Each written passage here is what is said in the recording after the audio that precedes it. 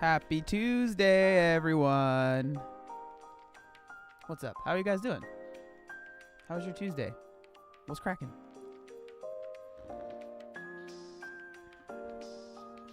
Nine p.m. here in Ireland. Happy Tuesday. What's up, Maria? Jade of all trades, you did catch it at the beginning. Love the lights. Hi, chat. Thank you. Need some of that coffee? It's actually decaf, so it probably wouldn't be what you want, to be honest. I need to find a new roommate. Everyone who wants to be Citrine's roommate, they need a new one. We'll all be roommates together. What's up? What's up, Flowtron? What's cracking? I'm on time. It's a miracle. Moody is on time, you guys. Fantastic work. We love an on-time queen. What's up, Julia? How you doing? You guys, it's cold in here. So I think I figured out, if you guys were here at the last stream yesterday, my thanks, Danny. My camera started cutting out a lot because later in the stream it started actually getting hotter in this room, and I think that it was like something with like overheating. Might have been what was going on there. I don't know though. I'm not 100% sure, but oh well, it is what it is. I don't know what was going on. I'm in that post-workout high, and you're my driving home music. Nice, Flowtron. What'd you do at the gym today, bro? Have you gotten an Advent calendar? That's a good idea. Maybe I should get one and put it back there. I've never had one before. We didn't use those growing up. They weren't there. I feel like they're not as popular here in America as maybe other places. I don't know, maybe I'm wrong, but I never had one growing up. Wearing my Obese to Beast t-shirt as a PJ top, loving it, looking forward to more merch. That's awesome, Alice. I'm glad that you enjoy it. Makes me happy. Are the decorations new? Just now noticing they're actually not new. They've been up for, I don't know, like 3 weeks now. They've been up for a while. Yo, John, when you were a kid and your mom asked you what you wanted to be when you grew up, did you tell her O2B? Yeah, this is exactly what I knew. No, when my first, I did the squats and lift of the dead. Fun day. Nice, Flotron. My first thing I wanted to be was a firefighter. Actually, this is when I was really, really young, and then it went to football player, and then it went to being a drummer. Like those are my three things that I remember thinking that's what I want to be when I grow up. Hi, this is the first stream I've gotten to see from you. Well, we're happy to have you here, Creeper. Creeper swag. They had infant calendars on Halloween, but no pumpkins. Rude. Thanks for the inspiration. Definitely helped me through the beginning of my weight loss. Well, that's awesome, Michelle. I'm glad that that they were able to help. Are we breaking up? Just tell me. No, I honestly had. I probably shouldn't say this because a lot of people are gonna be like, all right, well, I'm leaving. I didn't really know what else to name this live. So I was like, I don't know. We should talk. It's not clickbait. We are talking, right? So literally what this stream is. Say, is there room for two in that denim jacket? Mike, you know I always got room for you, bro. Always room for Big Mike. We got some stuff to talk about though. We have some interesting videos to react to in a little bit. So don't leave. I have actually a really, really interesting one that my girl Rachel sent me. Which is actually it's really interesting. So we'll get into that in a little bit. I'll wait until more people show up before we start talking about it. But I think it's one that a lot of people will be interested in. Any plans to drop merch with the Little Beast logo? Yeah, that is definitely a plan. With my little man, definitely. We're definitely going to do that. I like the tree topper. Thank you. I thought it was a useful use of that. His name, if you guys don't know what the little man's name is, his name is Reginald, or Reggie for short. He's the little Beast Boy logo that we have now. Yeah, definitely gonna have some stuff. He's like he's my mascot / logo. It's like a mixture. I'm so waiting for the gyms to open back up where I live. Where do you live? Hi, John. Your channel helped me get to the normal weight range for BMI. That's awesome, Katie. I'm very happy to hear that. I need Reggie plushies. I don't know. How many of you guys, genuinely, if we released some, little plushies of Reggie, the little Beast logo. If you guys don't know what he looks like, you can go on my, Instagram and stuff. But, would any of you guys actually get that? I guess it depends on price. Hopefully they wouldn't be super expensive, but I'm sure they wouldn't be, dirt cheap because it's not like we're making thousands of them, so they'd have to be I don't know, I am a child. It'd definitely be a day one buy. Do it. Reggie plushies are needed. All right, I'll talk to my people and maybe we can make it happen. Probably not for a little bit though, because that stuff takes a while. My gym shut all the way down. They are permanently closed. Oh, that's so sad. That's so sad. That's happening to a lot of just businesses in general, right? That aren't not just gyms. I'm not particularly interested in shirts, but a plushie is up my alley. I would bring into the gym one day. Yeah, that'd be fun. In the home gym, if I had a supersized version, I don't think they'd let me do that, but that'd be fun. My uni gym got reclosed. Sorry, I just burped into the mic. It's not good etiquette. My uni gym got reclosed for a few weeks ago because of the spike in cases. Yeah, that's happening a lot of places right now. I'm debating starting a YouTube documenting my own weight loss, down 40 pounds with 100 pounds to go. Do you have any tips for starting? My tip for starting is just genuinely just to start. As lame as maybe that as lame as that might sound, You just have to do it. Now, I always caution people when it comes to starting a YouTube channel that's based on your weight loss is it can just, I don't know. I'm in this weird position because it's like I don't want to discourage someone from starting one, because obviously it's completely changed my life. But at the same time, I just want people to really understand. I really want people to really understand that, like, starting a channel, and like if you end up getting some traction, it can be an awesome experience, but it also can be very overwhelming and very daunting. And so you're adding that onto something, weight loss, which is already pretty stressful. I almost just knocked my coffee over. Which is already pretty stressful. So I just like, I don't like, it's not just something that I'm like, yeah, do it no matter what. You know, I just want people to understand, like, hey, if you are doing this, like, this is a big undertaking. And if you do end up gaining some followers and gaining some people that are interested in watching you, I promise you, no matter how grounded you are, you're going to feel like you owe it to these people to do things that maybe you wouldn't feel if you were just doing it on your own. And for some people that's fine, and for other people it really can ruin a weight loss journey. And so just be aware of that. I don't know if that makes any sense, but I've seen success in social media ruin a lot of weight loss journeys. A lot of them. And so I don't know. You know, take that as you will. If you think you'll be fine, then I'm all for it and I'm here for it. But if you feel like, yeah, maybe it's not a good idea, I think that, just everyone's different. Look into it for yourself. That's all I'm trying to say. Yes, it can. Having a weight loss channel ain't for wimps. Yeah, it's definitely not. This is my first stream. Well, welcome to the stream family. This is the best family. Do you or anyone have tips for getting better results at home? I have bands and just a dumbbell set, but I can only max out the dumbbells so much. I miss squatting with barbells.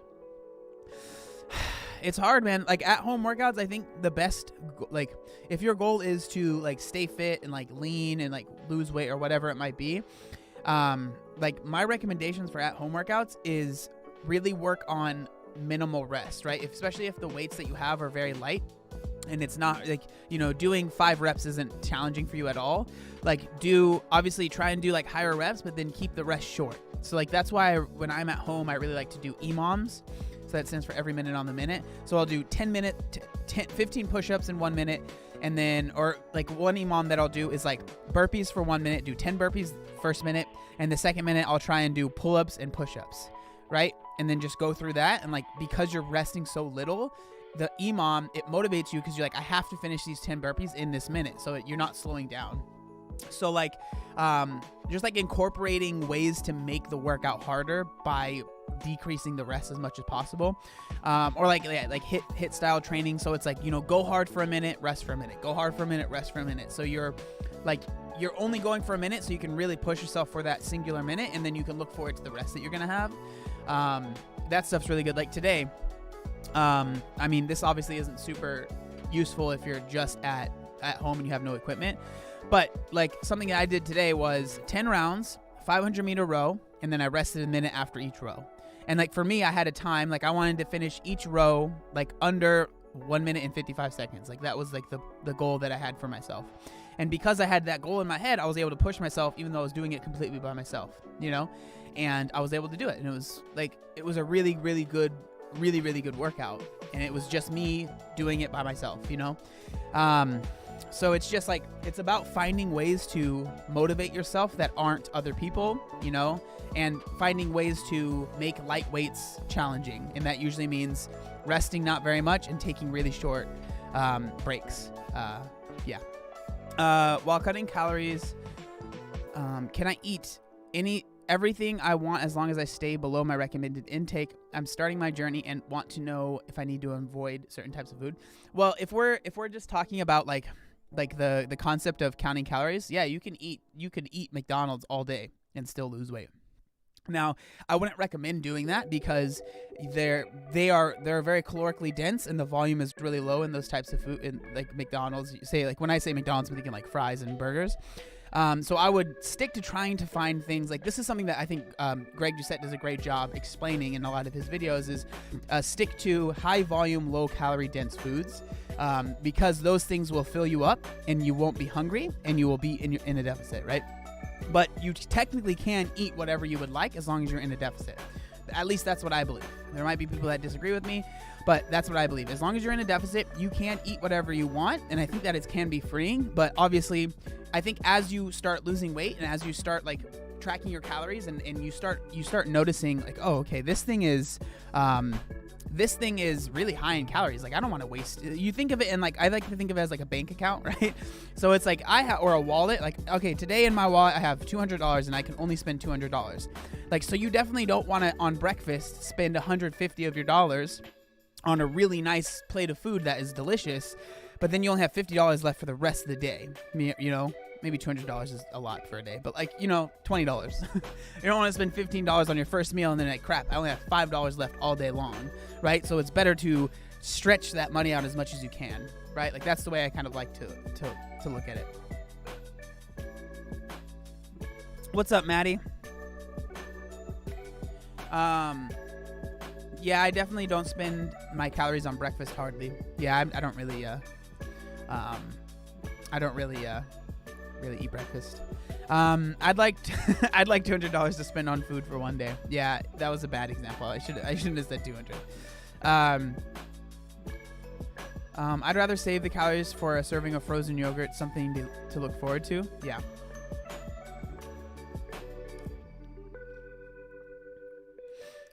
What's the easiest way to lose stomach fat? You just have to be in a deficit, like I was just saying. Like trying to like do a bunch of crunches or like planks and like core exercises, while that is good for the muscles under like the fat that you might have, people think that like if I like, oh, I have arm fat, so I'm going to do a lot of curls and I'm going to burn the fat, right?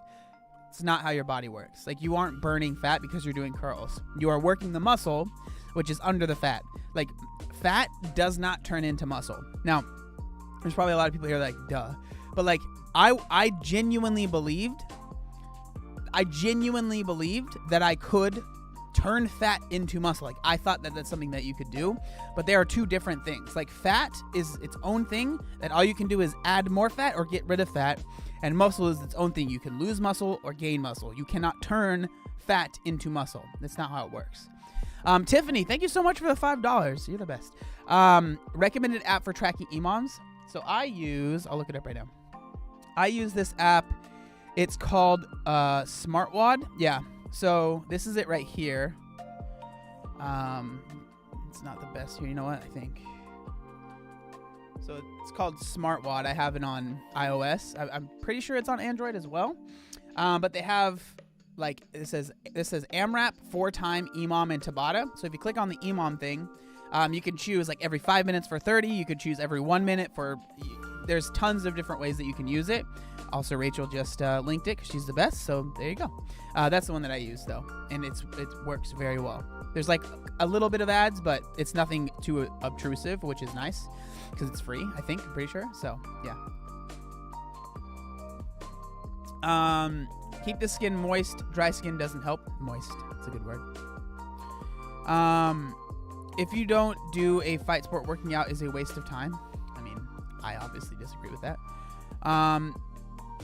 I used to think pimples were full of fat, and if I popped them, I would get the fat out of my body.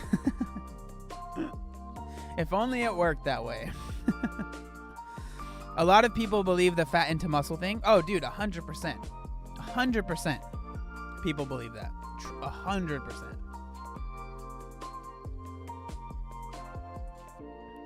Are we going to watch something soon? Yeah, in a little bit. I'm currently stuck in terms of weight loss. What do you recommend? How to start losing weight again? I mean, it sounds like you're probably at a plateau. Like for me, I think what's important is to go back to a drawing board. Like look at what you're doing, and I'm sure obviously it's helped you lose weight. So you might just have to add to that, right? That could mean adding activity. It doesn't have to be working out. That could be adding some steps in your day, just adding something in to where you're getting a little bit more movement. You might have to cut calories a little bit lower, or you might have to look at your habits and say, okay, what habits are helping me? What habits are hurting me, right? A lot of us, when we lose weight, this was myself as well, you lose a lot of weight, so you lose 80 pounds and you become very complacent, and you're like, yeah, I don't even need to try that hard and I can lose weight. And that might work, especially if you're losing a lot of weight. You might not have to try that hard and you can lose a lot of weight, but eventually that'll catch up to you, and then you'll get to a point where now you do have to try a little bit harder, because you only have 20 pounds to lose instead of you had 100 at the start, right? So it's just, you have to go back to the drawing board, and honesty is the best thing. Like, be honest with yourself. Like, are the things that I'm doing helping me, or are they hurting me? And then decide what's helping, what's hurting. Any recommendations for people with different issues? I'm looking for anorexic to muscular women that I could learn from. Oh, I'm sure there are people that have, I don't really know. I'm sure, like, if I thought about it for longer, people are just slipping my mind, but I'm sure there's some good stuff. There's some people that could help. Any tips for staying on track when you get sick? Just started my journey and I got sick, but I don't want to lose my progress. Well, it's hard. Like, if you're genuinely sick, I don't recommend like staying in a really hot, I don't recommend staying in a really big deficit. Because obviously, like, your body needs food to heal. So I would just, if anything, stay at maintenance calories and just understand that, like, sickness will go away and you can get right back to it, but like, don't overly stress about it. What burns more fat, cardio or weightlifting? They both have their place. Burning fat is about being in a caloric deficit, and I think the best way to make that deficit happen is by the food that you're intaking instead of what you're outputting, which is the exercise that you're doing. But I think the best thing to do is to mix them both if you can, and if it's something you enjoy, because gaining muscle is super helpful when it comes to not just losing weight, but keeping weight off, because the more muscle you have, like, muscle is more dense, and so the more muscle you have, the more calories you actually need to maintain your weight. And so if you need more calories to maintain your weight, then it is easier, right, to maintain your weight loss, because you need, instead of only eating 1,500 calories to maintain, you need 2,000, right? So I think that it's finding a good mix. But I like cardio. I think cardio is great, and I do cardio all the time. So it's about finding a good mix with both of those. But thank you so much for the $5, King Bob. I appreciate it, man. Hopefully that answered your question. Do you have any suggestions for someone who's constantly craving a specific type of food? It just kind of depends on like the type of food, but I'm like someone, if you feel like you can have a little bit of it and it's not going to completely ruin your progress, then that's a good way to go about it, right? Like, if you're like someone that, like, craves chocolate, right? If you allow yourself to have a piece of chocolate every day, right? Or every other day, whatever it might be, instead of just forcing yourself to not have anything, and like always forcing I can't have any chocolate, no chocolate, no chocolate, no chocolate, and then eventually, like, holy crap, I ate 4 pounds of chocolate in one day, right? That's not good. What's up, Terrence? And so, like, I think that it's good to add those things in a little bit, but you might be at a point where it's like, hey, I can't allow myself to have any because I won't be able to control it. I think that it is okay for a while to be like, you know what? I'm not allowed to have that thing. Obviously, try and find things that make you feel similar. Like, for me, soda was a big thing. And so I, at first I cut out soda completely, any carbonated thing, because it reminded me too much of it. But then eventually I started slowly adding in things that were similar to soda. Now I drink diet soda and I don't feel bad about that. I'm not one of those people that's like, diet soda is the devil and, like, you're a terrible person if you drink any of it. So it's just all about finding ways to have that similar feeling, but obviously that isn't going to be detrimental to your goals.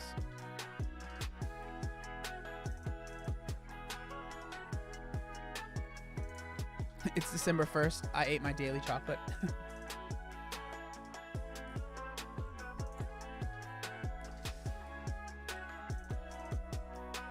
How can my TDEE, total daily energy expenditure, be 2,000 calories at 300 pounds? Any thoughts? That actually doesn't seem like that crazy of a TDEE. If you are, like, because you said how 300 pounds, yeah, it could totally be that.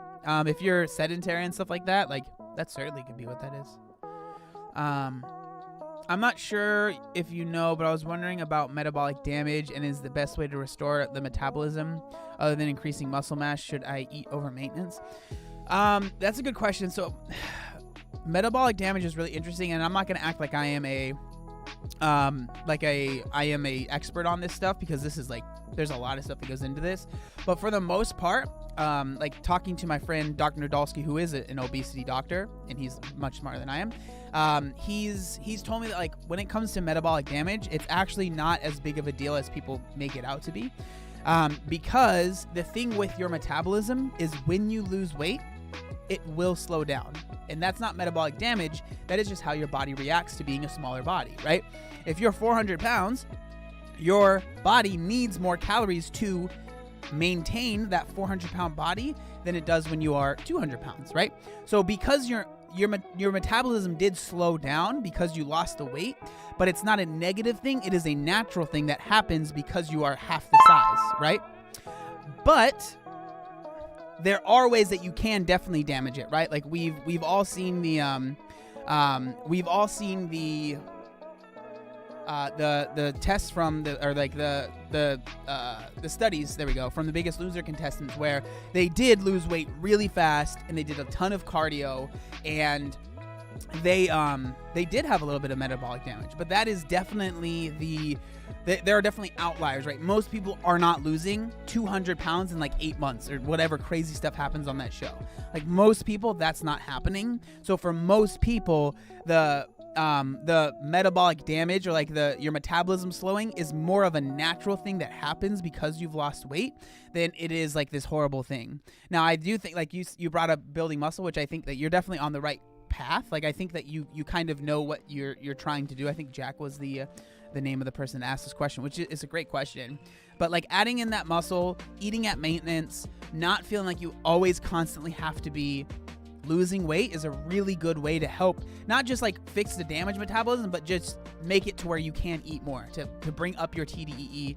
The more muscle you have, the less the more calories you can eat, right? That's just how that works.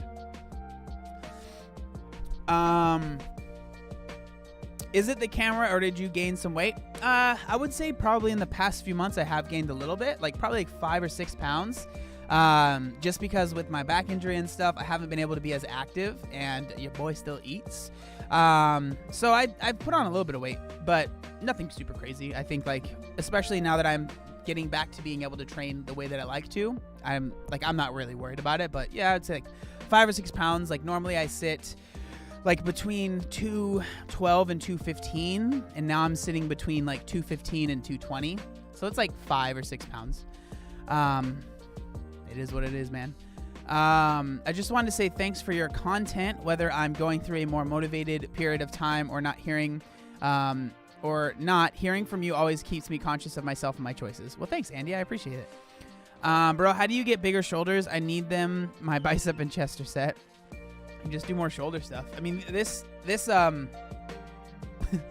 top makes my shoulders look bigger than they are, but yeah, like, you know, more shoulder stuff. Like I genetically have pretty big shoulders, so I'm not going to sit here and say like, oh, the way that I do things is best, but overhead press, do some lateral raises, you know, make sure you're doing your, like, working on your rear delts and stuff. But yeah.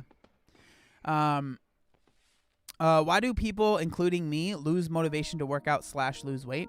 Now, that's actually a good question. So in like, there's a lot that goes into that, but I was actually talking with my girlfriend, and she was listening to a podcast called, I think it's like The Hidden Brain or something like that, and they were talking about delayed gratification versus instant gratification. And I thought this was a really, really, really interesting topic that really explains a lot when it comes to weight loss and fitness. So as humans, they talked about, I'm sure you guys have heard about this study, but they talked about the study where they had kids that were in a room with a marshmallow, and they said, hey, if you don't eat this marshmallow, you can eat this marshmallow right now, that's totally fine, like you won't get in trouble, you're allowed to do it, but if you wait to eat this marshmallow, I will come back and I'll give you another marshmallow. So then they would leave the room, and the kids would be, you know, in the room with the marshmallow, and I don't know how long they would wait, but they would wait for a specific period of time, and they'd come back in. Now, most of the kids, if not all of them, most of them would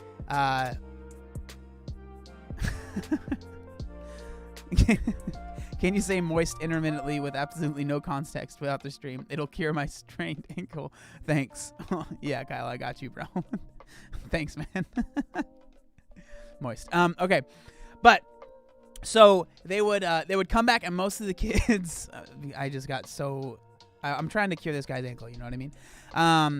Also, thank you so much for the super chat. I appreciate it a lot. So most of the kids would eat the marshmallow, right? Instant gratification. Now, when my girlfriend was telling me about this, like where my mind this is just how I work. This is how my mind is programmed. Like I'm always thinking about like you guys really, but like always thinking about fitness and weight loss and how does this apply to what I do, right? Like that's just where my mind goes, okay? And so I was thinking about it. I was like, you know what? I think that like the reason, like the way that some people are able to be successful in like the way that some people are able to be successful in losing weight is that they can turn delayed gratification into instant gratification. Now, what I mean by that is like, instead of thinking to yourself, okay, I'm not going to eat that food that I want right now because in a year, if I'm able to put it off, I'll really be happy with, my body. I'll be happy with my weight. Instead, they can turn it into like, I am really like making this decision right now makes me really happy right now because I know that this decision right now is helping me. A lot of people tend to think of weight loss and all of these things in like the future context of I'll be happy at this point. Or another thing that really like people that are really good at turning this around is we can like when you start instead like not just focusing on I would like to lose 100 pounds and then all you're thinking about is like once I lose 100 pounds I'll be happy. Instead, if you're able to think if I do really good this week, right? Or say if I lose 1 pound or if I lose 2 pounds, like celebrating all of those, celebrating them mentally, not going out and eating a ton of food or whatever to celebrate, but like celebrating those little goals and turning that what is kind of a delayed gratification, right? The weight that you want to lose, it might take you 2 years to finally get to that point. So instead of thinking out of it in like this far away thing that I am trying to strive for, thinking of it as I am really happy with the choices I made today. Like I'm grateful that you have that gratification. But I just thought it was a really interesting way that explains why I think some people like are able to be successful in losing weight because they can turn that delayed gratification into instant gratification by like congratulating themselves, even if it's just an internal thing, like congratulating themselves by making the right decision on the food that they have on their plate, making the right decision by going to the gym and hitting the session that they said that they would, right? Like they're able to turn that into instant gratification instead of thinking, I will do this because in the future I'll be happy, I hope that makes sense. I don't know if I explained that very well. I understand this, but my problem is I celebrate with cake. Well, yeah, that's probably not a good idea. Hi, OTB. I get so happy when I catch you live. Always motivating people to keep going. I love hearing you. Well, thank you so much. Do you think it's possible to lose a lot of weight on the scale but not really look that much different? Oh, yeah, absolutely. Like, especially if you have a lot of weight to lose, like you can, like when I lost my first 40, 50 pounds, like I really didn't see much of a change at all. So like the bigger you are, the more weight you can lose and not really see much of a difference. But like now with me, like when you get down to, like someone pointed out earlier, like I've gained like 5 or 6 pounds and it's like, people are like, whoa, you look like you gained some weight. You know what I mean? So it's like, as you get to the smaller sizes, like each pound, whether you're losing it or gaining it, is much more noticeable than when you are higher in weight, right? When you have a higher body fat percentage because you just have more fat and like it's not going to be as noticeable. That's why when you like if you talk to a girl that's like 4'11", like under 5 foot tall, and like they'll be like, I'm trying to lose 10 pounds, and people are like, oh my gosh, really, whatever. But it's like, dude, 10 pounds on that little frame that's going to make a huge difference, right? Like you're going to see a huge difference. But if someone is trying to lose like, I don't know, 100 pounds and they lose 5 pounds, it's like you don't even really notice it. Like it's all relative. So it is very much so possible. very much so possible to lose a significant amount of weight, especially if you're really overweight and not really see anything. And then I mean, that's just like the facts. But then if we talk about, well, not the facts, that's the wrong way to put it, but then that's like the physical, but then psychological. If you've been overweight your whole life, it's really, even if it certainly is noticeable. You've lost 100 pounds and you can absolutely tell, like, people that look at you are like, wow, you've lost a lot of weight. Like, it's very noticeable. Mentally, some of us that struggle, like, that have been overweight for a long time, we don't see that. Like, we don't, in the mirror, when we look in the mirror, we don't see that we've lost any weight, you know? And that's a normal thing that happens to a lot of people. Now, I think for me, it definitely was an issue at the start.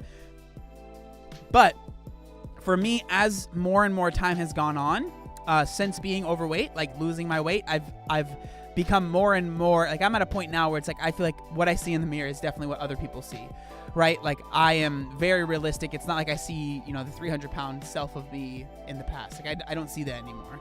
So it's more of a time thing from losing the weight that I think has really, really helped with that. Heard a good analogy regarding this somewhere. This is a good one. When you have a new roll of toilet paper and take off 6 pieces, you can't tell the difference. But near the end of the roll, the same pieces are noticed. Yep, 100%. That's exactly what I was trying to get across. Yeah, it's a good one. You were just the best. Thanks for being you. Well, thanks, Nikki. I appreciate it.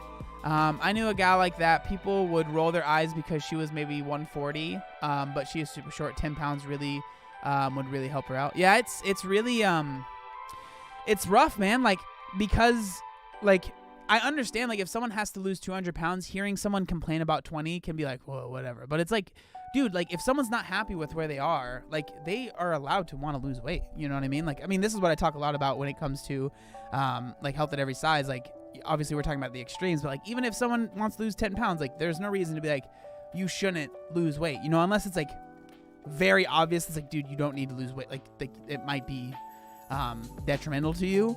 But even then, it's like, who are we to tell someone whether or not they should be able, like, they're not allowed to lose weight? It's just, I don't know. I think that's silly to like play gatekeeper for someone, When someone loses weight, does that make them look taller? I don't know. I mean, I guess it might. Like, if you're, like, for me, I was very wide, and so maybe, I don't know, but I don't know. It actually does, for a lot of people, actually genuinely makes you shorter because of the fat that you have on your feet and stuff. Like, you genuinely do shrink. It's not super a lot, but, like, you actually do. Like, a lot of people, they lose height. And then, like, another thing this is a very common thing that happens to a lot of people is your shoe size actually shrinks. Like, I used to wear a size 10 shoe. Now I wear a size 9 because my feet were so big, like, and wide, and, like, just there's a lot of them. Now they are much, much smaller. There is an illusion of height due to proportions changing. Yeah, that's kind of what I was trying to get across. How can you keep from gaining weight during the holidays? I mean, obviously the first thing is not going ham all the time. But the other thing is, like, I think the most important thing is, like, you got to give yourself grace around this time, because there are more parties that are going on. There are more, like, food focused events that are going on. And so, like, you will probably slip up. So, like, I think the most important thing, and it's like a church saying, but it's like, you got to give yourself grace. Like, you just have to. Like, you're going to slip up. And so what's the most important is, and this is with anything, I think, but it's how you react to something, right? Like, there will be adversity, there will be struggles, there will be mistakes that you make. How do you respond to it? If you respond to it and getting back on the saddle the next day and just moving on, then you are going to be a lot more successful than someone that is oh man, I messed up, might as well just kind of do anything. Like, they mess up on a Friday and they're like, what, Saturday, Sunday, screw it, I'm gonna eat whatever I want. I have a bunch of leftovers, I'm gonna eat rolls, I'm gonna eat pie, I'm gonna eat all this stuff, and then Monday I'll get back to it. Like, if that's what you're gonna do, and then Monday comes around and you weigh yourself, you're like, oh my god, dude, I fell off, whatever, screw it, like, I already messed up, right? Like, that's usually what happens to someone. So it's like, give yourself grace, but, like, do the best that you can, obviously, to make the best decisions. But it really is about, like, getting back on and just, like, trying to move forward. Especially in the middle of a global pandemic, it's mostly mostly because of the stress. Oh, wait, I totally lost.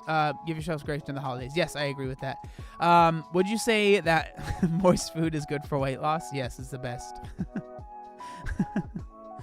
Man, you guys are killing it with the super chats. This is crazy.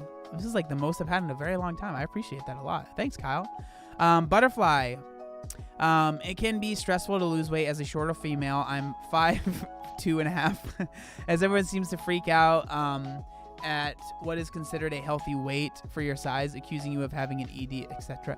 Yeah, I mean, it's hard to be in that position. Like, everyone has an opinion, and especially like because so many people, I think, like, especially if you're a smaller person and like they know your weight or like whatever, like so many people want to be your size probably, right? That like them hearing that you would like to lose weight, it almost feels like to people that you are calling them fat. Like, I know that sounds ridiculous, but I know myself when I was bigger, I would have that mentality sometimes when I would hear someone that wanted to lose 20 pounds. I'm like,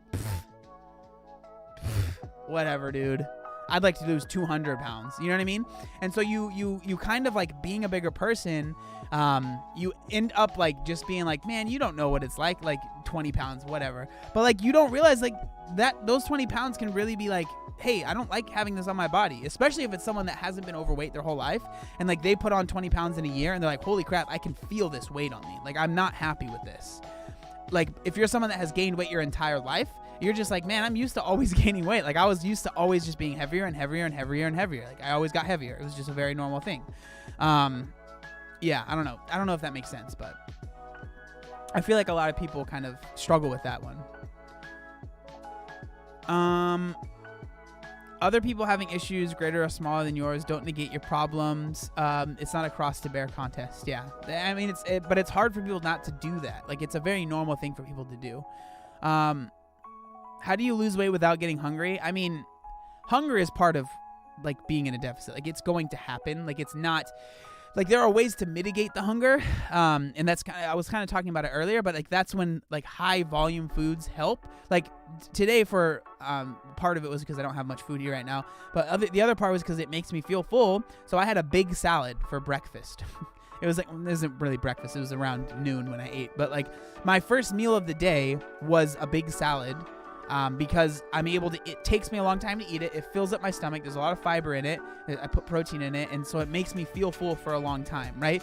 But like, if you are like, I'm not really necessarily trying to like cut really intensely. And so, but if you are doing that, like hunger is going to be part of it. It's just mitigating as much as possible.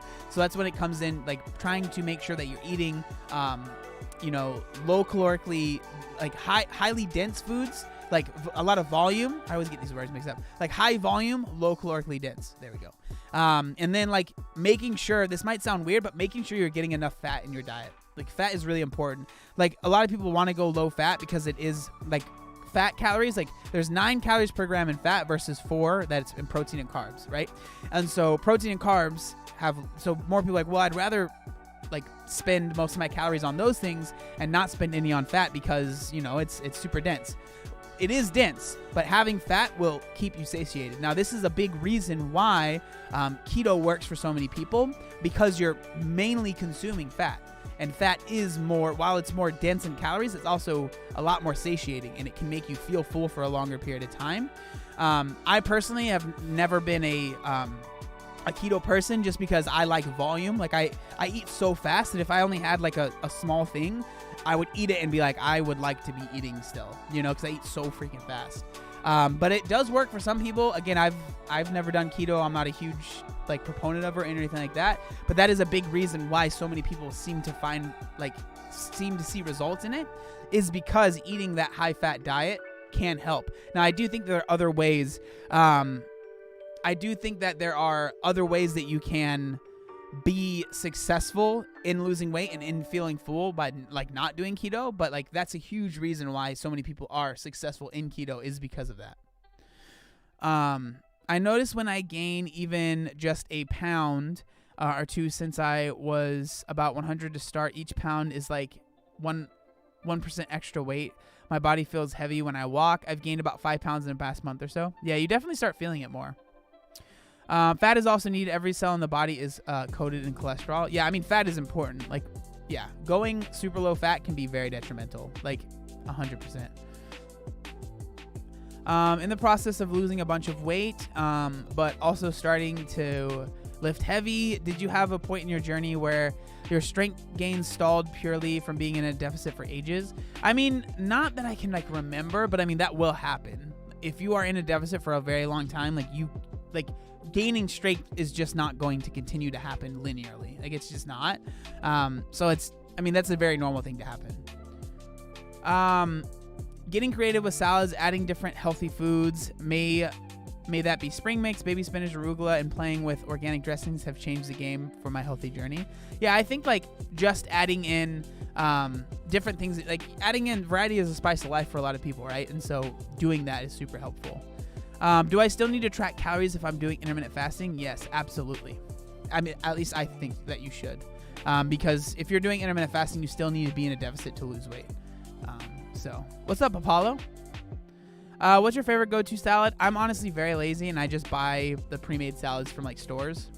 So I usually just look on the back and see which ones have the best macros, which is important because some of them are like really bad. Like really bad. Like they'll have like per serving, they'll have like 15 grams of fat and there'll be four servings in there. That's 60 grams of fat just in a salad. Like, so, look at the back of them, but that's usually what I go with. Are you ever going to go back to any of your old style of videos? Well, I have tons of different old style of videos. But I think like doing vlogs in the future would be fun. I want to do a vlog of like kind of the home gym setup and show what we have and what it looks like. I think that could be really interesting, or like fun at least. It's just like my life is pretty chill, man. Like I'm here most of the day, so it's like the vlog would be kind of boring. So it'd be fun to show actual stuff. Have you tried jump rope for weight loss? Well, I haven't tried it for weight loss, but I do like doing jump rope. Is it bad to buy the store-bought salads? I always buy the bagged ones, the ones that come with dressing. I buy my own dressing.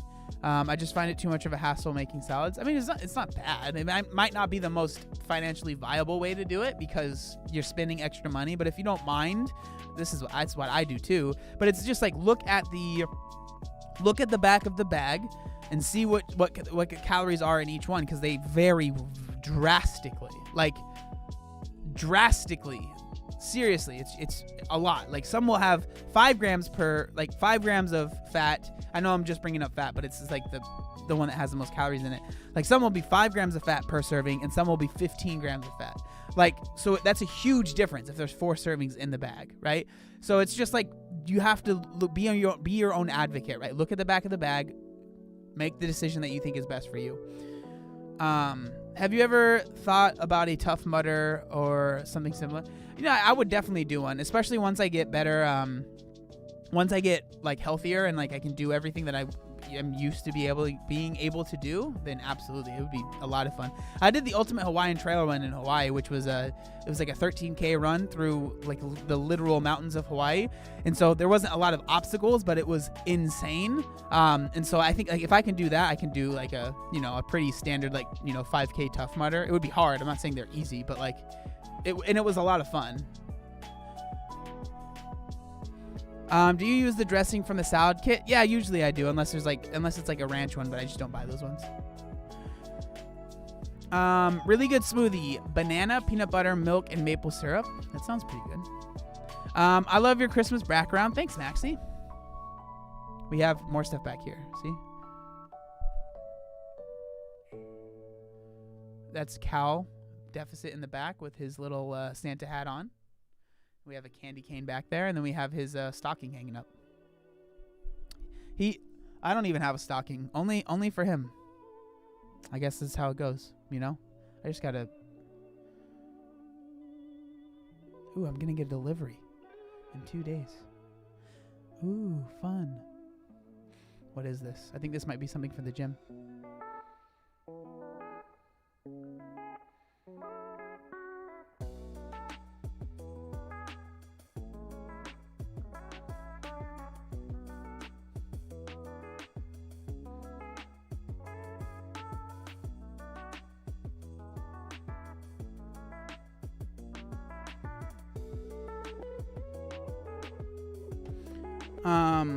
Give us the gym tour. I will. Don't you worry. Fingernails are 0 calories. A great snack. Don't do that. Does anyone have a problem feeling satisfied with food rather than being full? I think that's a big thing with like people that like aren't eating enough fat. That's a huge thing, is like they feel full but they don't feel satiated. Like you might want to look into like how much fat you're eating in your diet. Does it make you nervous not using a phone case? Not super nervous. Yeah, it's not too bad. Oh, you know what? I think this might be from my friends. That's exciting.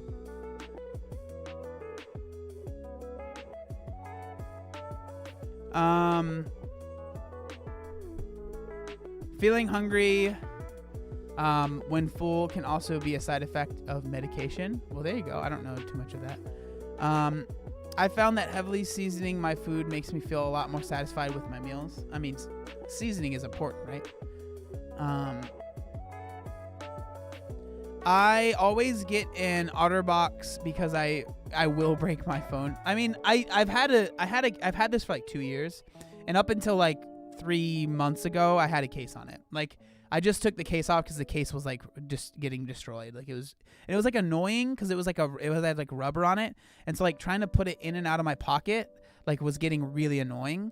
And so I don't know. Like I'm planning on getting a new iPhone soon, so I was just like, hey, I've always had a case on it, and I was like, it'd be kind of fun to see what it, because it always feels so much better without a case. So I was like, you know what? I'm planning on getting a new one anyways. So I might as well just see what it's like. Is your phone moist? It's so moist, 100%. What, canned rice is a thing? Canned rice. I don't know about canned rice. I don't think I've ever had canned rice before. Are you single? No, I am not. Have only ever damaged one phone, dropped it in the toilet. Yeah, it was the same here. The only phone I've ever broke was because I dropped it in the toilet. It was not good. John is your lock screen. So you never forget how far you've come. Yeah. I have myself as my background. Still have it. I think I'll always keep this as my background.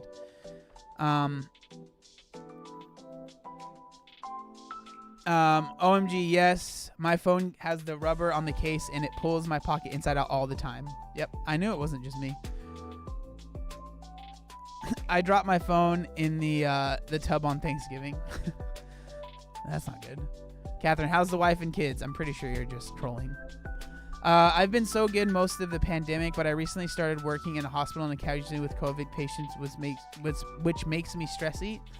I mean, that would definitely make me stressy too. That's no joke. How come it's your background? It's just like, I just like to, I don't know. It's just something that, I mean, I've had it for years now that it's just normal now. But it just like when I first did it, I was actually on a plane traveling somewhere and I was really bored and I was just going through my phone and I was like, you know what? I think I'm going to set this as my background, because I will like always talk to people, be like, oh yeah, they'll like ask me, you know, whatever. We start talking and then like the fact that I've lost weight comes up. Maybe I'm like talking to someone and they know me and they have a friend and they're like, oh, this guy's lost a lot of weight.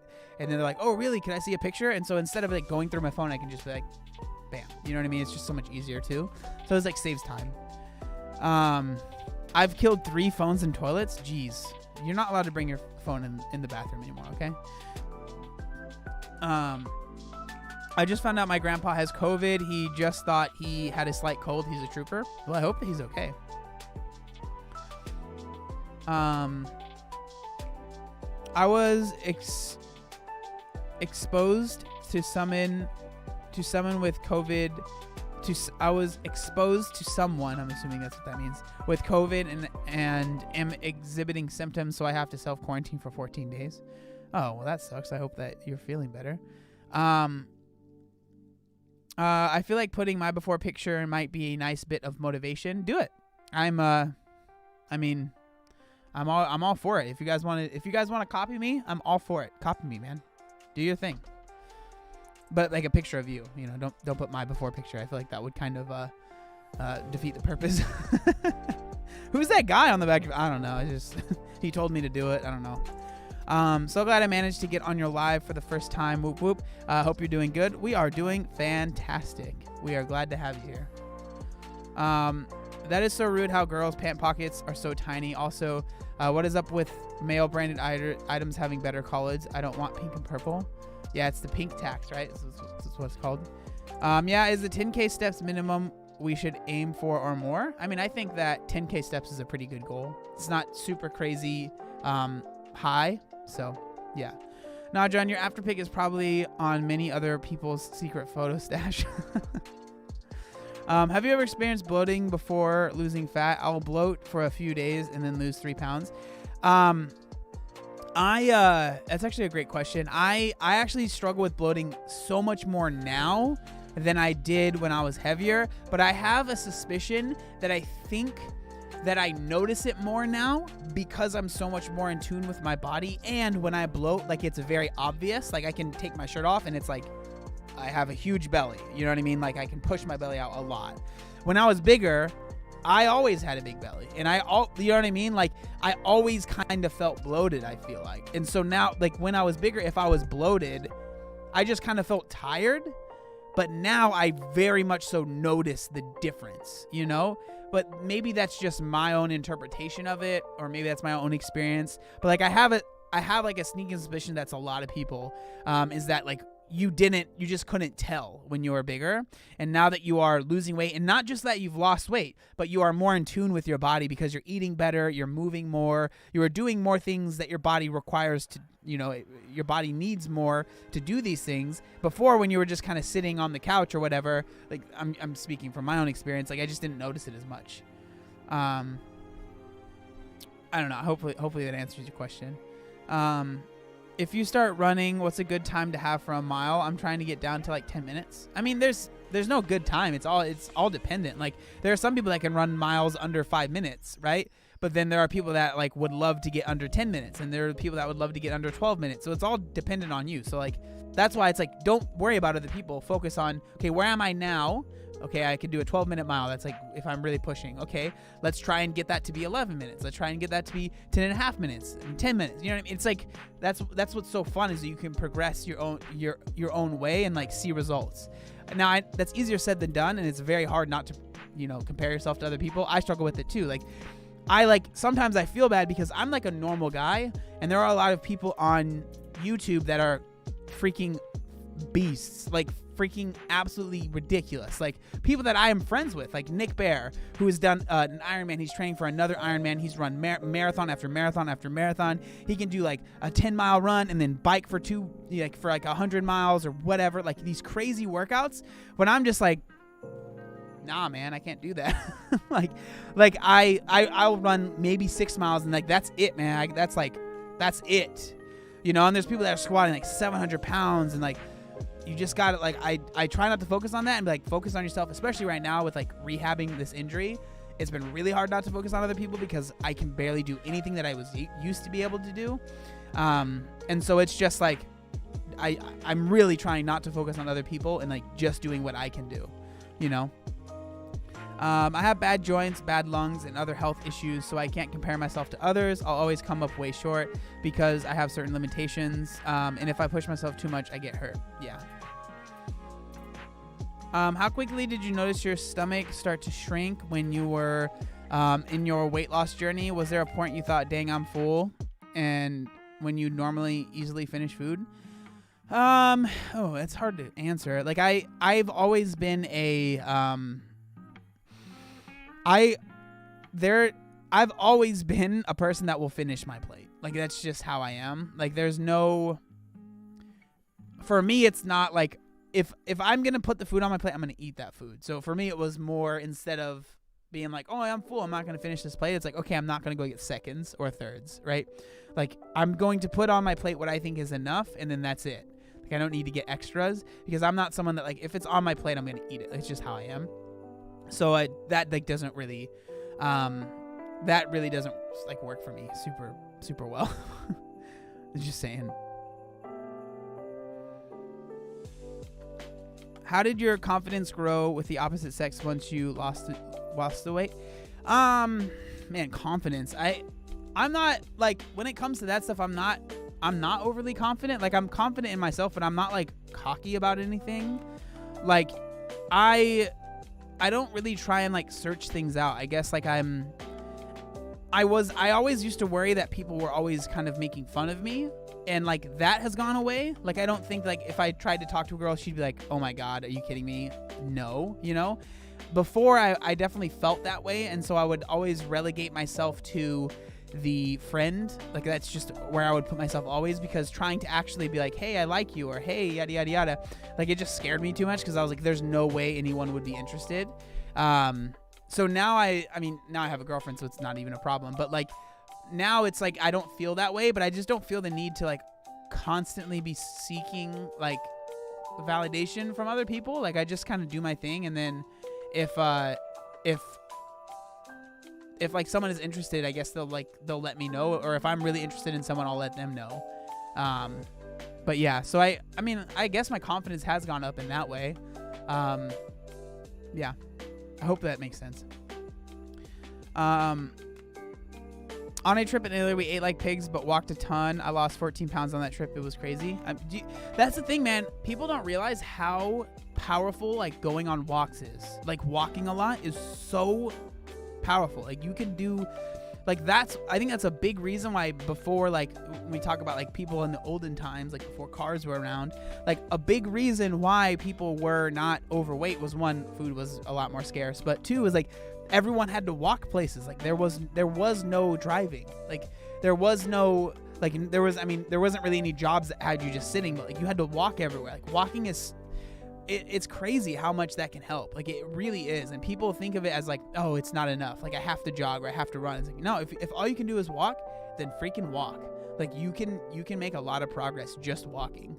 And a lot of people feel like you have to do more when you really just don't. You really don't have to do more. No Ubers. Yeah, that's true. All right, let's get into this video, my dudes. Hello, my friends. Welcome. Shh, not yet.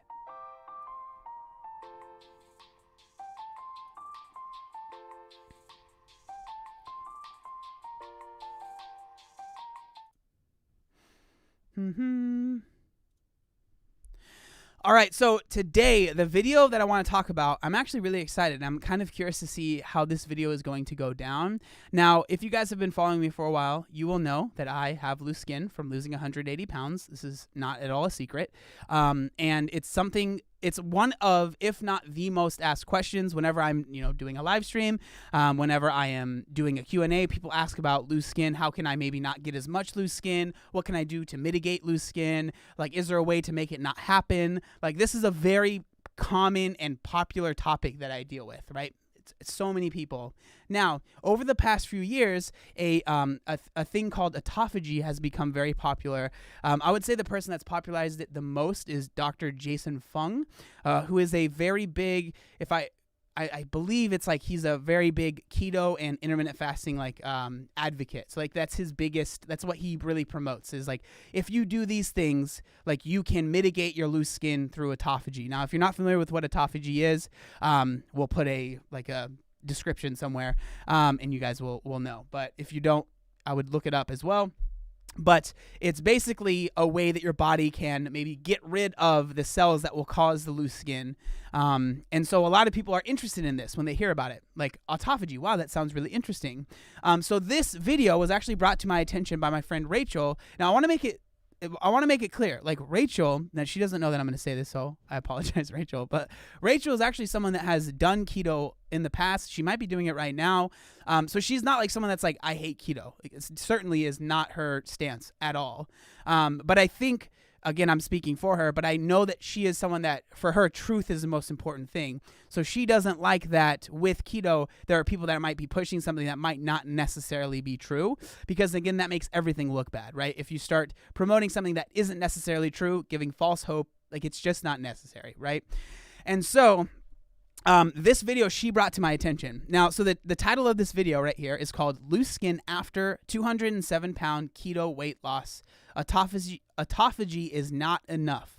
1-year comparison. And this is from the YouTuber Keto Chaos. Now, I've never watched any of her videos. I haven't watched this full video. I got kind of a brief rundown from my friend Rachel, but I'm kind of curious to go over this and see what she has to say, because I am actually genuinely interested in what she has to say about this. Hello, my friends. Welcome back to Keto and the Chaos. My name is Tammy, and on this channel, I like to talk about how I lost 207 pounds without surgery and how you can be successful on your own weight loss journey. So if that's what you're looking for, don't forget to click the subscribe button and ring the bell for more videos like this one to inspire you to get started. Dude, 270 pounds is a lot of weight. Like, that's a lot.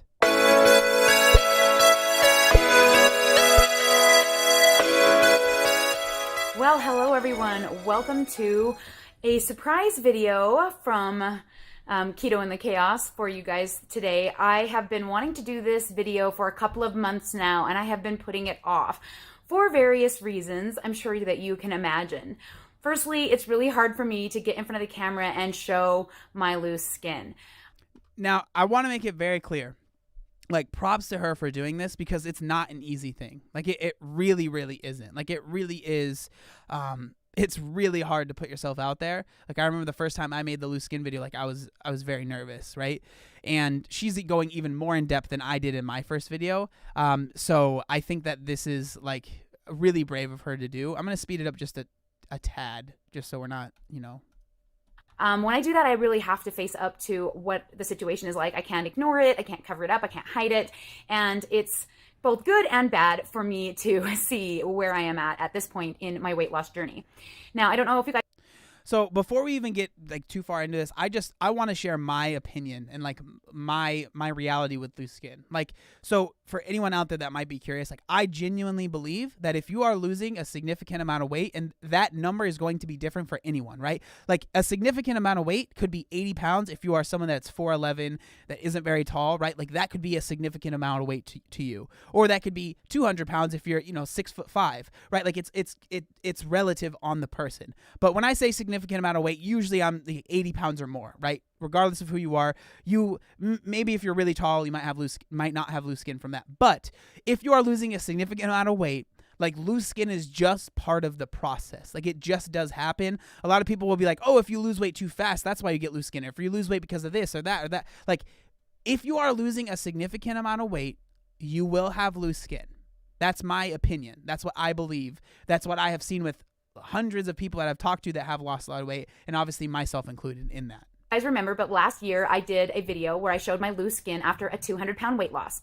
I am now only down about 7 more pounds, and I have had another year of intermittent fasting / autophagy under my belt. I am taking advantage of autophagy in 2 different ways. I am taking advantage of it by having a minimum of 15-hour fast every single day. And so for you guys that I just want to explain for people that might not know this stuff. So when she's talking about intermittent fasting, basically what that means is that, so she said 15 hours. So she is not eating for 15 hours out of the day, which leaves 9 hours, I believe. Pretty sure that's the math. So that leaves her 9 hours in a day to eat. Okay, so she's fasting for 15 hours in a day, and she is allowing herself to eat for 9 hours, and apparently she is doing keto as well, so she's a lot higher fat than maybe another diet would have. And I'm also taking advantage of it by having a caloric restriction. I've had pretty much a caloric restriction for the past almost 4 years. There have been times where I've tried to eat maintenance calories, so obviously it's not 100% across the board. BioLane says that caloric restriction has almost as much stimulation to autophagy as intermittent fasting or any kind of fasting. And I don't really get all of the sciencey part of it, but he basically says intermittent fasting doesn't really give you a lot of benefits unless it's being used to get you a caloric restriction. So what she's talking about there, so BioLane is Lane Norton, who is he's a pretty well-known like doctor that talks a lot about weight loss and fitness and all of this stuff. So basically what he's saying there is that to get the benefits of autophagy or the benefits of intermittent fasting, like you can get the same thing by just being in a caloric deficit, okay? So like where the benefits are with a lot of these things, he is saying that it's because you're in a deficit and you just so happen to be doing intermittent fasting, and it's not the intermittent fasting that is causing you to make these great things that are happening. It's actually the caloric deficit that's causing that thing, and you are just so making you are seeing the results because you're doing intermittent fasting, but the results are coming from being in a deficit, okay? So as I am now coming out of a caloric restriction and trying to find my maintenance level, I'm also trying to push my eating window out. I have found that it's really difficult. I'm in a lot of habit formed of eating really late in the day. And of course, my window is always really late in the day anyway. And I'm trying to push my earlier meal up a little bit in order to decrease my fasting window. I'm just going to be trying to eliminate intermittent fasting from my repertoire at this point because I really do not have any reason to be using it. I do not feel that the autophagy that I gained from intermittent fasting and or caloric restriction has had any effect at all or any bearing on my loose skin and the situation that I am in after losing this much weight. I truly believe that the only way to eliminate my skin is to have surgery, and I don't know if I'm ever going to be able to afford that. Someday, maybe. Right now, it's not in the near and future plans. I know last year I said I would consider maybe doing some of it this year, but it doesn't look like that's going to happen, and 2020 has been crazy anyway. I don't even want to go anywhere near a hospital right now, so that's kind of part of it. Next year, we've got a lot going on with my daughter, and I mean, yeah, 2020 has obviously been crazy, and like this is a big reason why I think it's important for more people to talk about loose skin and more people to talk about this stuff, is because when we start like making these claims that if you just eat this way, you won't have any loose skin, and then the fact is that if someone eats that way and they still have loose skin, they feel like they did something wrong, or they feel like there is something wrong with them. When in reality, it's just, no, you lost a lot of weight, so you're gonna have loose skin. Like it's part of the process. Like it's how it works, you know? And so I think it's so awesome that she is talking about this, and like she is being like, hey, like I might not be able to get the surgery. Obviously, it seems pretty obvious that she would like it, and I hope that eventually she's able to do that, but the surgery is freaking expensive as crap, and like it's a really invasive surgery as well. So like I understand why, you know, like for her, getting the surgery isn't number one priority. So probably I won't be doing it or considering it until 2022. So I don't know exactly where I'm going to be sitting. Also, I just saw this comment. So this is from Rachel. She said, exactly, it's very rare that you lose a significant amount of, and not have loose skin. And I think that's important. That's an important distinction. So I appreciate that, Rachel. I don't want to say it's impossible, because there are always outliers to everything, but the vast majority, okay, I should say that, the vast majority of people that lose a significant amount of weight are going to have loose skin. There might be outliers, but that is not the common thing that happens. So I appreciate that, that Rachel. Weight-wise, at that point, maybe I will have maintained exactly the same situation, but I will try and, I will of course do updated loose skin videos for you as I change my dietary things, so that you guys can see whether or not doing intermittent fasting had any bearing on my skin and how it looks. I think that's really cool that she wants to do that, like kind of sharing like, oh, I'll do this type of diet and see if it has any effect on my loose skin. I've thought about doing that stuff, but like the more that I've had this weight off, and the more that no matter what I do, my skin stays the same, the more I was just like, personally, I was like, it's kind of pointless, because every time I would say, if I tried a new diet for a few months and my skin doesn't change, like it just kind of seemed like a moot point. Like my skin is the way that it is. Like, has it changed a little bit since I have gained muscle and stuff? A little bit, but it's not like I've had a huge shift in what my skin looks like. Like it is the way it is, you know? But I'm not saying that she shouldn't do what she wants to do. I think that can be a really cool idea. Now, granted, I do not do anything else to really eliminate my loose skin. I don't do any kind of derma rolling or dry brushing. I do exfoliate once a week after the bath, and that's kind of my ritual, part of what I do. I've always just kind of done that. I also occasionally consume collagen, but not regularly. I do. So these are all little other ways that you can like help with loose skin, like derma rolling, dry brushing, collagen. All of these things I'm sure can help a little bit, but like when you have, like, I'm assuming she has a good amount of loose skin if she's lost 207 pounds. If you looked at the thumbnail of this video, like she obviously does.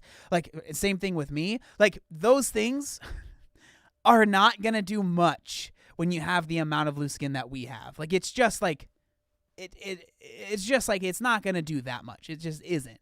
You know, that's just the reality of the situation. Like maybe if you have a little bit, it might help. But like if you have the amount that we have, it's kind of like, I mean, you can do it, but like it's not going to make it go away. Like it just isn't. Do not take biotin. I don't take anything except ritual vitamins and my electrolytes. So I don't really have any like dietary things that I've tried. Suggest it all you want. I'm not going to do it. It's just, there's no way that anything I'm going to consume or do is going to have enough bearing on the amount of loose skin that I have Literally, there's not any way that it would ever make enough of a difference to make it worth it to me to worry about that. Well, there you go. I shouldn't have cut her off. She said exactly what I was going to say. So comment all you want, but I'm not probably going to even respond. I don't know if I'm going to respond to a lot of comments on this video. On my last video, I had literally hundreds of comments saying, why don't you do autophagy? Why don't you fast? And I'm like, I do. I have been from the beginning, which if you had barely come to my channel, you come right on here and see my video and then you comment without even knowing the situation that I'm in and how I got there and anything else. So if you are new to my channel, I would love it if you could watch some of the videos that I have up in my playlist. I have lots of playlists for you that kind of give you an idea of where I came from. But suffice it, She's getting sassy right now. I see it. I see how you are. to say, I began a ketogenic way of eating on January 1st, 2017 at 374 pounds. This past week, I hit my new low weight of 167.4, which is basically 207 pounds lost. Now, I want to make it clear, and I guarantee if I were to look at some of the comments, and I'm sure some of the comments even on this live stream, I'm sure people would be like, oh, well, she only fasted for 15 hours. You should have fasted for this many hours, or you should have done this type of keto, or you should have done this thing. It's just like, dude, it's literally never enough. Like, say if someone was like, hey, I fasted for 20 hours a day and the autophagy didn't work. People are like, well, you should have fasted for 24 hours, or you should have fasted for 2 days every week. Or it's like, when is it ever going to be enough? Like, anytime I've seen people talk about this stuff, it's always like, well, you should have fasted for this long. You should have fasted for this long. You should have done this. You should have done that. It's like, what? Is there ever a point where it's enough for anyone? Like, it just feels like it's never enough. Almost 206 point whatever. And so I like to round up. Who cares anyways, right? At this point, 200 is like, who cares? Give or take half a pound. It doesn't really matter at this point. Anyway, I used a keto way of eating and intermittent fasting to lose my weight. But basically, I lost weight through caloric restriction that keto and intermittent fasting allowed me to create in my life and to have control over. I have had bouts where I did not restrict calories, but I stayed keto. And now currently I am no longer in ketosis. I have re-added carbs back into my diet, but I am still in somewhat of a caloric restriction, working my way toward maintenance. So you can see in the video, you'll see.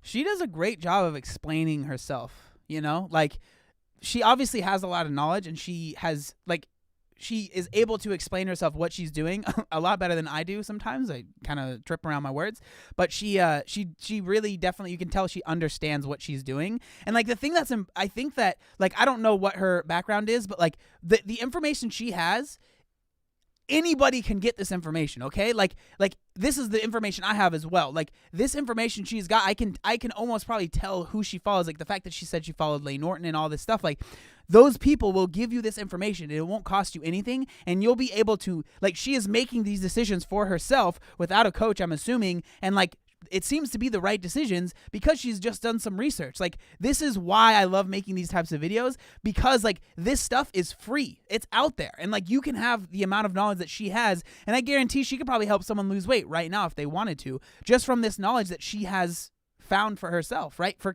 completely for free. In the videos, whether or not me adding carbs in has made me extra puffy or whatever too, because like it hasn't, and in fact it's had the opposite effect. So there's lots of things in this video that I'm kind of flying in the face of. I am still a 100% a keto advocate. Anything that helps you get your caloric restriction, I am all for that. Same for intermittent fasting. If that helps you to have control over your calories and to really succeed in your weight loss journey, I am all for it. But as for me and myself now, I think at this point, after seeing the results from this last year, eating part of the time maintenance calories, part of the time cut calories, and staying keto and staying intermittent fasting the entire time, I suffice to say, I don't see the benefit of doing those things anymore for my personal journey, and I am now moving to a different thing. So this is really, really good. Also, I have to acknowledge this comment right here. Anytime I post my loose skin on my Instagram, I get at least 10 messages from MLM Huns telling me they have a magic thing that will make it go away. Dude, that stuff is so frustrating, and I'm telling you right now, like any topical cream, any supplement that anyone tries to sell you to get rid of your loose skin, it's a scam. Like, it is a scam. Do not spend your money on that. That person is just trying to pull the wool over your eyes and make money off of you. Like, none of that stuff works. I'm telling you right now, like, none of it works. MLM is multi-level marketing. That's what that stands for. So That being said, let us get to the footage, and I will be showing you the footage from last year and this year side by side so you guys can see the difference in both my weight, which I definitely have decreased. I can't believe it's only 7 pounds. To me, it's like a shocking difference. In just 1 year and only 7 pounds lost, to see that happening is like crazy. But you'll also see that, in my opinion, the loose skin issues are even worse after losing even more weight and have not improved, at least not dramatically enough to make it worth it to worry about using fasting autophagy or whatever. So that being said, let's get to the footage. Okay, so as you can see, I am trying to show you. Oh, so I want to make it clear that this is not the left side is apparently is where only the audio is coming from now. So it's not the stream, it's not my video, it's her video. So just want to make it clear there, okay? How my skin compares from last year and this year. It's really hard because the lighting was a little bit different. You can see a lot more definition in my arms now. You can see I've definitely lost some arm fat. The lighting makes it look like my skin looks a lot better. So admittedly, I have to admit here that I think that my arms may have improved a little bit. I can't say whether it's autophagy or just fat loss. You can see a lot more. You can see I have a lot more muscle definition. So yeah, this is kind of hard because this video the light is in front of her, and this video the light is behind her.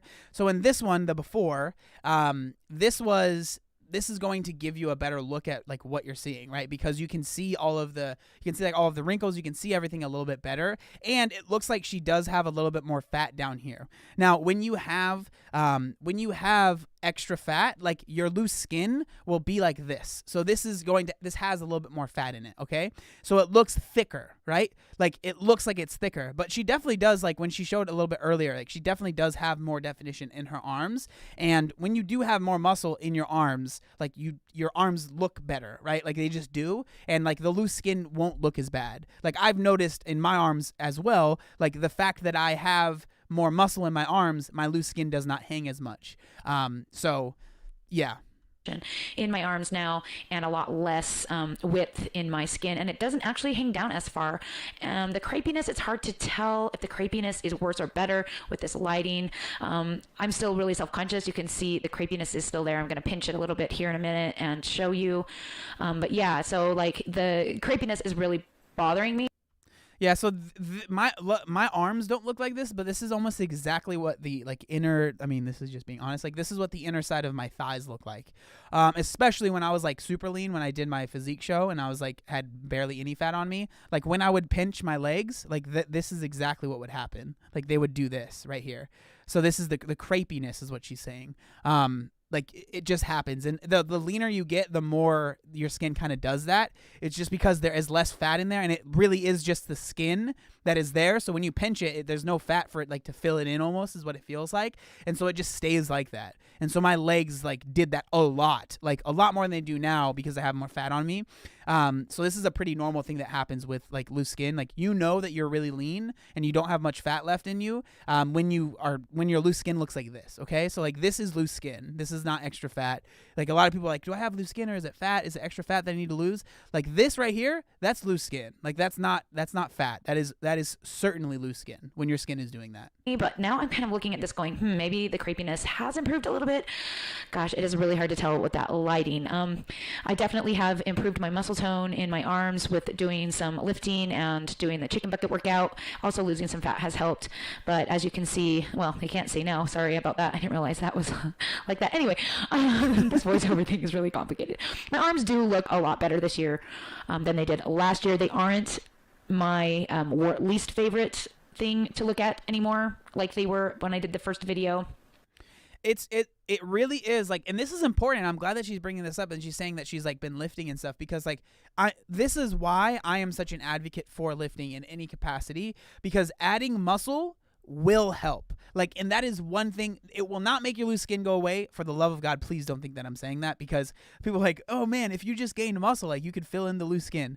You guys, if I would have to gain like 100 pounds of muscle, and like that ain't happening, chief, unless I start getting on some steroids. All right.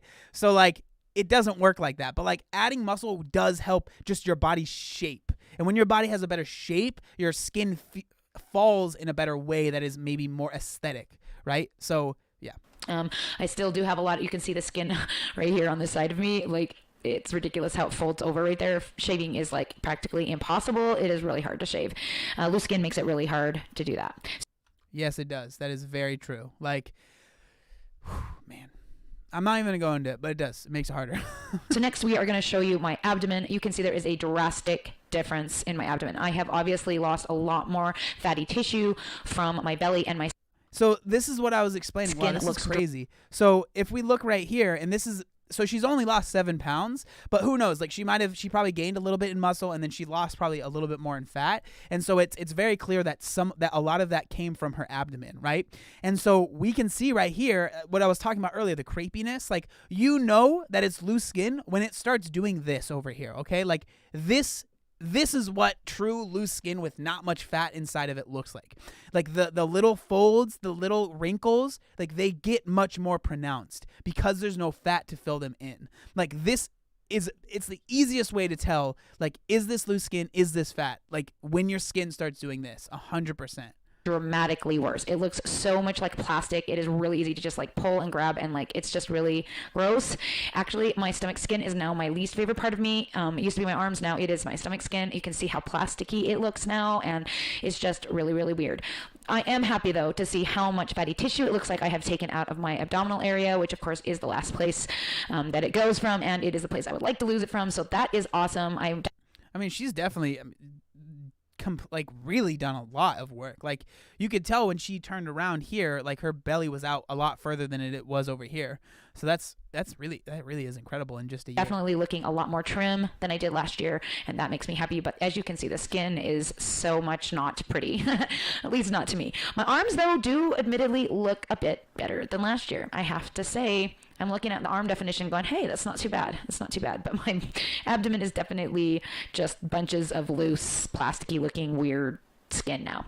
And, you know, I really think there is some improvement maybe from the autophagy, but literally I don't know that it would be like enough to make a difference over however many years I'd need to do it. And I'm worried that with so much intermittent fasting that I'm losing a lot of lean tissue.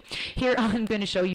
Well, and it's just like, it's just so frustrating when people are like, yeah, if you do this, you will get rid of all your loose skin. It's like, dude, you really think that by eating a different way or fasting or whatever, like you will get rid of all of this and it will just disappear? Like that's not how your body works. Like it doesn't just like start to disappear and magically no longer be a part of you. Like, I don't know. It's just not how your body works. It's so frustrating when people think that like it's frustrating to me because I don't want people to have false hopes. Like that's why it's frustrating to me. I don't like, if you want to believe it, that's okay, I guess. But like, I just want people to understand like, hey, you're probably still going to have loose skin. And like, I don't know. My girls, they are just a bunch of saggy bags. I didn't show that last year, but yeah, it is not pretty in the girls department, but hey, obviously my bra still fits me, so yay. Next, I'm going to show you my thighs. You can see my thighs are a little trimmer, not a heck of a lot. There's really not much change in my thighs. The main change is in my abdomen. I haven't lost as much in my thighs as I was hoping. They are basically the same. So this is pretty much, I would say, like my legs are a little bit worse than hers. So my legs have a little bit more loose skin in the inner thigh, and it's just because like it's just where people like carry their weight, right? And so she probably didn't carry a lot of weight in her legs, right? Women usually don't as much as men do, because women are more pear-shaped, so they're like this, and then their legs are a little bit thinner, and then men are more like, I forget what the fruit type is, but like I carry a lot of weight in my legs. I did when I was bigger. I still have really big legs. Like I've just always had big legs, and so because of that, I have a lot more loose skin in my leg department. You know what I'm saying? I got more loose skin there. Measurements around that they were this time last year. I think there's like maybe a half an inch difference, if anything. The skin maybe looks a little smoother in this video, but that's because of the lighting. You can see I had really crappy lighting in the first video that was reflecting off the floor. I wasn't sure what time of day I did that. I tried really hard to make it as close as possible, but you can see I did not. You can see that my swimsuit bottoms fit a lot better, and you can see the definition in my muscle here on my thighs, which is awesome. I don't have a lot of fat left in my thighs. My thighs are basically 18 inches. It is almost all loose skin and just a tiny bit of fat right here up in the top area, but the rest of it is solid muscle and sinew and is looking pretty tight and good. I'm not super disappointed with my legs. I would like to maybe see what would happen if I got surgery, and maybe I could pull some of that up if I did a whole 360, but like I said, it's not something I can afford in the near future, but it is probably something that will be on the table. Okay, next, let us view the bottom roll. You can see I have lost a lot of fatty tissue in that. That makes me super happy. Well, I mean, it just like, it doesn't again, like I said earlier, it just doesn't protrude as much as it did in this one. Like you could just see it's like it's way different. I mean, after only going down 7 pounds in a year, basically, to see such a dramatic difference makes me super happy. It makes me really, really, really thrilled. I don't know how much lean tissue I've lost with the intermittent fasting. So that's why it's like Rachel just said, I can't believe that's only 7 pounds. But like that's why it's so important. Like body recomp is such a huge thing. Like lifting and like adding muscle and like just training in a way that's not only focused on the scale. Because if she was only focused on the scale, and think about it, if you're like, it's only 7 pounds in a year, then yeah, of course that's not going to be very motivating. It's going to be very demotivating. But if instead you're like, I'm looking at other ways to find progress and to find like, okay, I'm making progress here because of this or that. Like there are so many other things. That's why the scale, like, it's a great tool, but it's not the only tool. Like there's so much more into it. Like that's, I think, a big reason, like for me, why I don't get super frustrated or like freaked out if I'm like a little bit heavier at one point. Like it's just like, it's not that big of a deal. Like there's so many other things that like you can be focused on while still maintaining your fitness and your weight loss goals. But I can say definitely that my caloric deficit plus intermittent fasting has really helped. And considering I actually put on 20 pounds last year and then took it back off just over the summer, it's pretty impressive how much difference there is. But you can see like how much I can grab of skin. There is just so much here. It is very plasticky looking. It's very wrinkly looking. It's very droopy. It's very shaky. And when I try and exercise, it definitely gets in the way. It's definitely hanging over and everything like that, which is really, really uncomfortable. Obviously, you can see in clogging and things like that. It bounces around. Obviously, it's dramatically different from last year. I could practically give birth to a baby from it last year. I still feel like I'm walking around looking like I'm pregnant because I just have this like big lump of stuff all over the front of me. So yeah, I can't say that I would see any skin improvement here in my belly area, but you know, it is a lot, obviously, better looking than it was last year. But yeah, very plasticky looking. That's the only word that I can think of. It's just, it looks like I'm covered in plastic. You can see my belly here now looking like I'm having a baby still. It's just kind of hanging there in the front of me. It's really frustrating. Makes it really uncomfortable. This is why like wearing compression stuff when you're working out is really helpful if you have like a lot of if you have a lot of loose skin in your like in your stomach area. That's why I say like wearing compression stuff can really, really help with that because it really, really can like make a really huge difference. To like, you know, wear leggings and okay, let's look at the back of me. You can see I lost a lot of back fat too.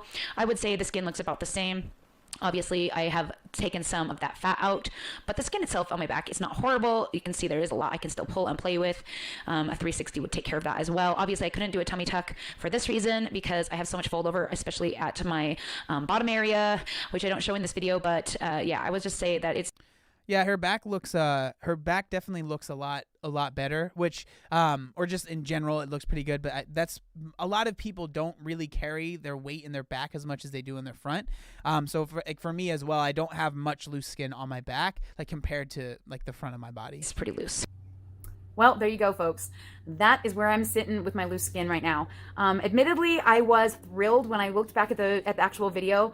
I didn't realize that I looked that small, and I'm really a lot closer to completely thin than I thought I was, which is awesome. I do obviously still have a few spots where I've got some flotation fat, but to be completely honest, I am thrilled, absolutely thrilled with my progress and as you should be. I mean, you've done a freaking great job. Are you kidding me? How I am looking and also how I am progressing mentally and nutritionally in my journey. So I hope you enjoyed this video. And if you are new here, I hope that you will stick around and subscribe and join our family and keep an eye on my journey as I move forward into a whole new section of that and a new place and obviously in the future I will probably end up having surgery. I cannot see me being happy with this amount of loose skin for eternity. I really don't. Already it's starting to bother me greatly when I'm trying to exercise, when I'm dancing. It's just always in my way and it makes me just super self-conscious. I feel like I constantly look pregnant because I have this big belly of rolls of... The thing is like, I don't even want, like, I can tell that she almost feels like she has to explain why she wants to get surgery. Like, I think if you just want to get the surgery because you're like, I think I'll look better, that is completely fine. Like, that is a totally fine and understandable reason to want to get the surgery. Nothing against it. Now, if you want to get it because you're like, it makes it hard for me to work out, I have like pain, obviously those things are fine as well. But if it's like literally, hey, I just want to get surgery because I don't like how it looks, that's fine. Like you shouldn't have to explain yourself.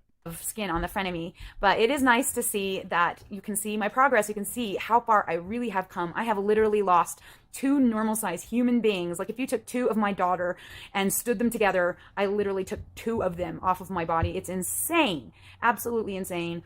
And I'm so thrilled at my progress, and I'm so thrilled with where I am in my journey, and I hope that you guys will stick around and become friends. And yeah, I guess that's everything I've got for you today. Don't forget to check out all the great information in the About section below on how you can support the channel and how you can also get started on your own keto journey for free. All the information is in the About section below. Thanks so much for hanging out with me. We'll talk to you all again soon. I mean, that was a fantastic video. I 100% would encourage you guys to go check out her channel and go subscribe and go support her, because I think that that was very cool for her to bring that up. That stuff is really not easy to talk about, and I think that's important that she's speaking out, or like speaking about this thing that seems like a lot of people say works really well, but there really isn't much evidence for it. And she was someone that did it for over a year, and the results there showed. And so I think more talk about loose skin and like real honest people that have been through it is only going to be good. So I think it's really, really awesome that she shared this video. Yeah, that was, I love her. Yeah, that was really, really cool.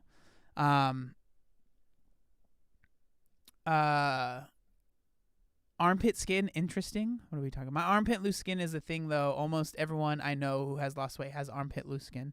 Yeah, that's definitely very normal. Like, especially because women have to, well, they don't have to, but women wear bras, and when you're wearing a bra, it's obviously gonna be tight and it pulls. Like, I kind of deal with it when I wear my compression shirts because they're tight, and so like right here in this area, like I'll have like my loose skin will kind of spill over, I guess, as well. So I struggle with that as well. What's up, Alex? I'm so glad there's people like her and John who help normalize these kinds of conversation topics. Well, thank you. I think that what she shared was really, really cool. And like, she really went really into depth, like very in depth, with which a lot of people will talk about it, but they don't go as in depth. And I think that the fact that she did was awesome.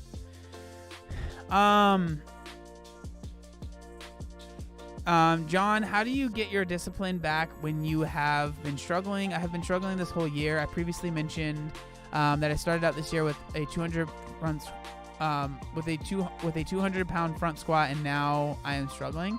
I don't, like, for me, like, I am so internally motivated. Like, I don't ever really struggle with like being motivated, like, I just kind of like, if there's something that I want to do, like, I'm gonna do it, like, if I want to work, if working out is something that, like, working out for me is never something that it's like hard for me to get myself to do,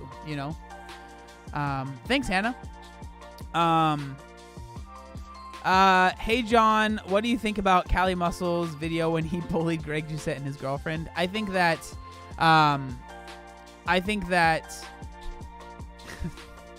that whole drama is very interesting. I don't know. It's definitely a little bit different. Definitely a little bit different. I don't know. I don't have much of a thought on it, to be honest.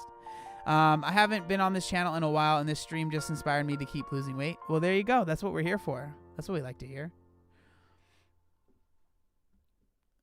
Are you going to react to more videos? Man, I just did one. I literally just finished one like 2 minutes ago. Maybe not even that long ago. Dang, y'all are savages.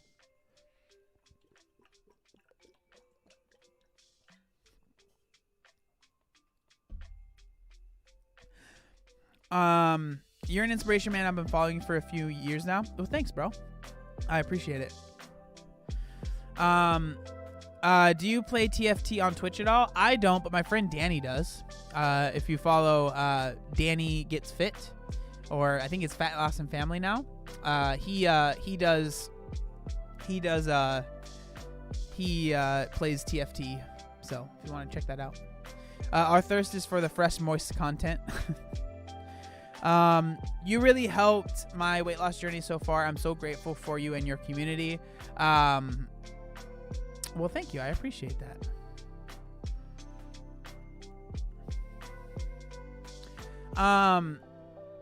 We can watch this other video. This is from Lane Norton.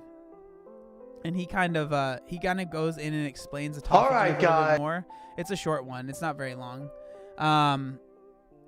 So Lane is someone that I really think is a very smart individual. He's a little aggressive at times, but I think that he's someone that has a lot of really good information that he shares and that I appreciate. So this is the video right here. It's called Autophagy and the Magic World of Intermittent Fasting. And so let's kind of watch this. I think it'll be interesting. People are mean about loose skin. Every time someone sees mine, they say, if I had loose skin, I would remove it. No one outwardly says that's ugly, but they will lightly make comments about it. Yeah, I hear that all the time. It's so annoying. Like, well, okay, cool. Like, I don't know what to tell you. Oh my gosh. Here we go again. My freaking camera.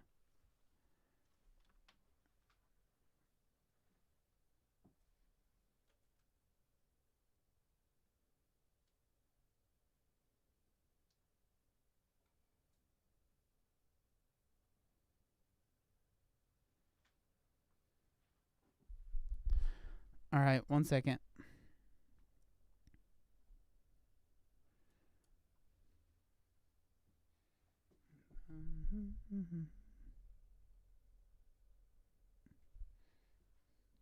Okay, I'm gonna go turn on the AC to hopefully make it cooler in here because I think that's why the camera dies. So I'll be right back.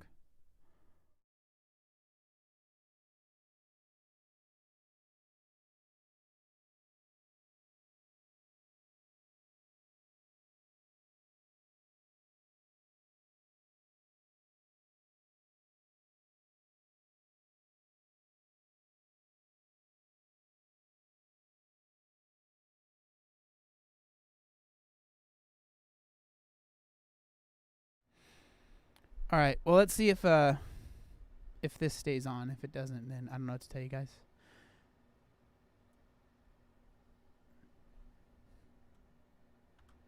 Guys, we're back with a new video, and afraid to say there's going to be some tears shed today.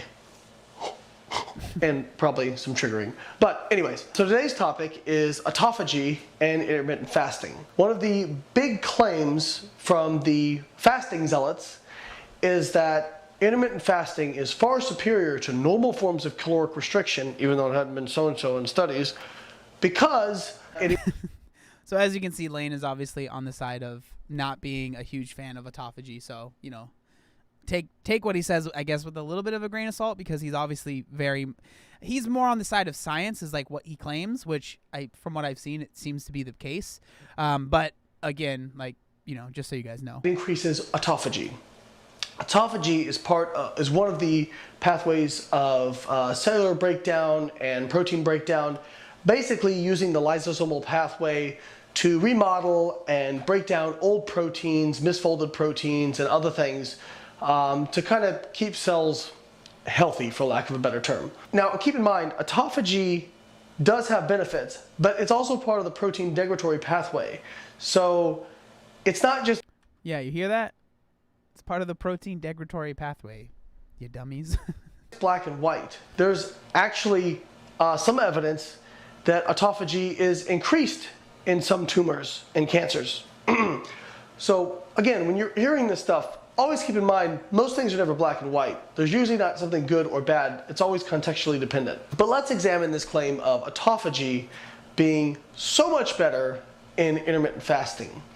Now, there's never been any direct studies done comparing intermittent fasting, or fasting, any kind of fasting, to caloric restriction with weekly calories matched. The important thing to understand is that... No, that's important. Weekly calories matched, right? That's the most important thing.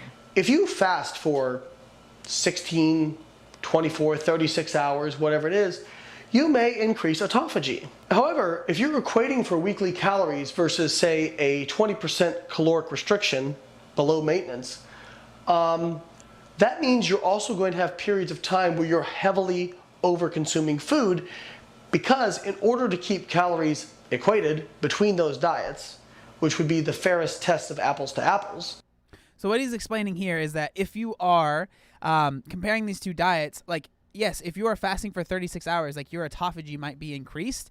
But again, that autophagy is now going to slow down after you're done fasting, because you have to consume a lot of calories, right? Because your body, you can't just fast forever. So you need to have these periods of time where you're eating an abundance of calories. And so now the calories end up being equated, because if you were to just be in a deficit, right? Like a 20% deficit, and just kept that throughout the week, like you are at the same amount of a deficit, right? You would need to have short periods, because the feeding windows are short in intermittent fasting, where you're eating a lot of food. Well, guess what happens when you eat a lot of food? You downregulate autophagy, and you downregulate the protein degradatory pathway. So what we don't know is fasting superior to weekly calorie matched caloric restriction? There is strong evidence that caloric restriction increases autophagy. In fact, 20 to 30% caloric restriction below maintenance has been shown to have pretty powerful effects on autophagy over long periods of time. We're talking years here. Fasting, actually, when you look in the data, doesn't have a ton of good data to support that it really increases autophagy by a lot. Now, yes, it increases autophagy, but how long is that effect? We have long-term studies on straight caloric restriction showing increases in autophagy. We don't have that with intermittent fasting. The other thing that's very interesting is a little bit of exercise. So what he's explaining now is basically, like, when we talk about fasting, like, the studies haven't been very long, focusing just on fasting.